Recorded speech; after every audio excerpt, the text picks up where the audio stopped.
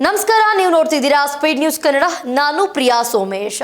ಪರಿಷತ್ ಚುನಾವಣೆ ಅಡ್ಡ ಮತದಾನದ ಎಫೆಕ್ಟ್ ಯಾವ ಮಟ್ಟಿಗಾಗಿದೆ ಅಂತಂದ್ರೆ, ಈಗ ಬಿಜೆಪಿ ವರದಿ ಬೆನ್ನಲ್ಲೇ ಮೈತ್ರಿಕೂಟದಲ್ಲಿ ಮುನಿಸು ಶುರುವಾಗಿದೆ.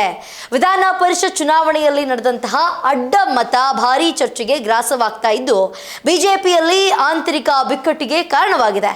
ಆದ್ರೆ ಈಗ ಬಿಜೆಪಿಯ ಸತ್ಯ ಶೋಧನ ವರದಿಯಲ್ಲಿ ಜೆಡಿಎಸ್ ಹೆಸರು ಉಲ್ಲೇಖವಾದಂತಹ ಬಳಿಕ ಪಕ್ಷದ ಶಾಸಕರು ಅಸಮಾಧಾನವನ್ನ ವ್ಯಕ್ತಪಡಿಸ್ತಾ ಇದ್ದು ಮೈತ್ರಿಯಲ್ಲಿ ಮುನಿಸಿಗೆ ಕಾರಣವಾಗಿದೆ. ಈ ವರದಿಯಲ್ಲಿ ಬಿಜೆಪಿಯಿಂದ 4 ಮತ್ತು ಜೆಡಿಎಸ್ನಿಂದ 8 ಅಡ್ಡ ಮತದಾನಗಳಾಗಿವೆ ಅಂತ ಉಲ್ಲೇಖವನ್ನ ಮಾಡಲಾಗಿದೆ.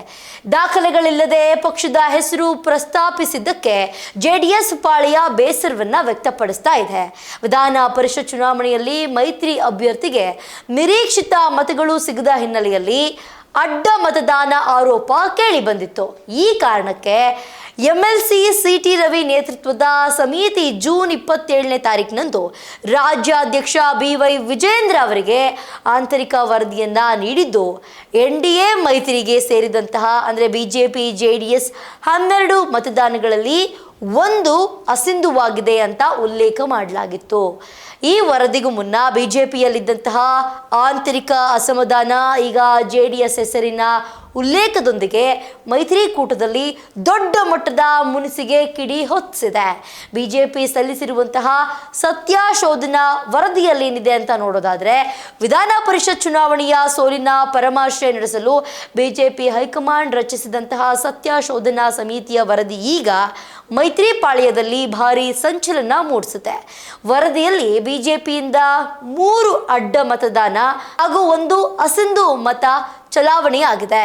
ಜೊತೆಗೆ ಮೈತ್ರಿ ಪಕ್ಷವಾದಂತಹ ಜೆಡಿಎಸ್ನಿಂದ ಬರೋಬ್ಬರಿ 8 ಶಾಸಕರು ಅಡ್ಡ ಮತದಾನವನ್ನ ಮಾಡಿದ್ದಾರೆ ಅಂತ ವರದಿಯಲ್ಲಿ ಉಲ್ಲೇಖವನ್ನ ಮಾಡಲಾಗಿದೆ. ಈ ಬಿಜೆಪಿ ನಾಯಕರ ಈ ಹೇಳಿಕೆಗಳು ಜೆಡಿಎಸ್ ಪಾಳೆಯವನ್ನ ಕೆರಳಿಸಿದೆ. ಯಾವುದೇ ಬಲವಾದ ದಾಖಲೆಗಳಿಲ್ಲದೆ ಜೆಡಿಎಸ್ ಶಾಸಕರ ಹೆಸರನ್ನ ಈ ವಿವಾದಕ್ಕೆ ಎಳೆದು ತಂದಿರುವುದಕ್ಕೆ ಪಕ್ಷದ ಶಾಸಕರು ತೀವ್ರ ಬೇಸರವನ್ನ ವ್ಯಕ್ತಪಡಿಸಿದ್ದಾರೆ. ಈ ಹೇಳಿಕೆಗೆ ಬ್ರೇಕ್ ಹಾಕಲು ಮನವಿಯನ್ನ ಮಾಡಿದ್ದಾರೆ. ಬಿಜೆಪಿ ನಾಯಕರ ನಿರಂತರ ಆರೋಪಗಳಿಂದಾಗಿ ಜೆಡಿಎಸ್ ಶಾಸಕರ ಮೇಲೆ ಅನಗತ್ಯವಾಗಿ ಅನುಮಾನದ ನೆರಳು ಬೀಳುವಂತಾಗಿದೆ ಎಂದು ಶಾಸಕರು ಅಸಮಾಧಾನವನ್ನಗೊಂಡಿದ್ದಾರೆ. ಈ ಹಿನ್ನೆಲೆಯಲ್ಲಿ ಜೆಡಿಎಸ್ನ ಪ್ರಮುಖ ಶಾಸಕರು ತಮ್ಮ ಪಕ್ಷದ ವರಿಷ್ಠರಾದಂತಹ HD ದೇವೇಗೌಡ ಹಾಗೆ HD ಕುಮಾರಸ್ವಾಮಿ ಅವರ ಬಳಿ ದೂರನ್ನ ನೀಡಿದ್ದಾರೆ. ಮೈತ್ರಿ ಧರ್ಮಕ್ಕೆ ಧಕ್ಕೆ ತರ್ತಿರುವಂತಹ ಬಿಜೆಪಿ ನಾಯಕರ ಹೇಳಿಕೆಗಳಿಗೆ ತಕ್ಷಣವೇ ಬ್ರೇಕ್ ಹಾಕುವಂತೆ ವರಿಷ್ಠರ ಮೇಲೆ ಒತ್ತಡವನ್ನು ಹೇರಲಾಗಿದೆ.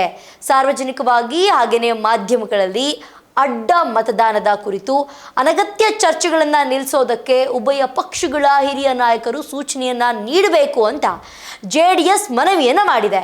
ಇದು ಮೇಲ್ನೋಟಕ್ಕೆ ಮೈತ್ರಿಕೂಟದಲ್ಲಿ ಎಲ್ಲವೂ ಕೂಡ ಸರಿಯಾಗಿದೆಯೇ ಅಂತ ಕಾಣಿಸ್ತಾ ಇದೆ. ಆದರೂ ಕೂಡ ಬಿಜೆಪಿ ವರದಿಯ ಬಳಿಕ ಕಿಚ್ಚು ಹೆಚ್ಚಾಗಿರೋದಂತೂ ಸುಳ್ಳಲ್ಲ. ಇದಾಗುತ್ತೆ ಇವತ್ತಿನ ವಿಶೇಷ. ನೋಡ್ತಾ ಇರಿ ಸ್ಪೀಡ್ ನ್ಯೂಸ್ ಕನ್ನಡ. ಸುದ್ದಿ ನಿಮ್ಮದು, ವೇಗ ನಮ್ಮದು.